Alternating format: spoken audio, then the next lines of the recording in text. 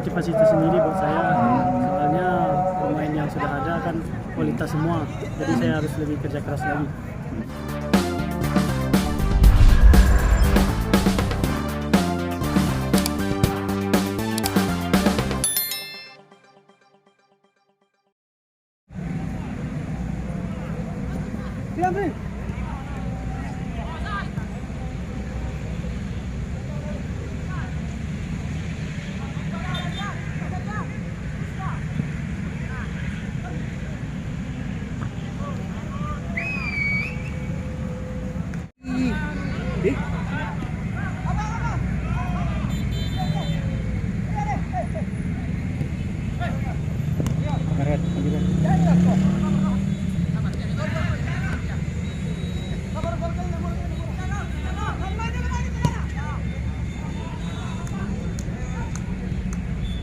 Perasaan sih pertama senang dapat kesempatan di sini untuk seleksi.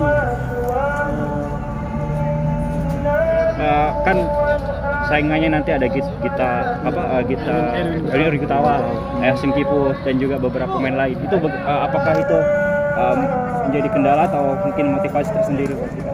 Mungkin jadi motivasi tersendiri buat saya.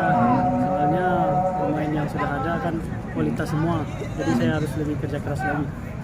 Tapi posisi utama tak bang itu sebenarnya di mana bang? Saya utama stopper, tapi Stopper, bisa Bang. 3 posisi.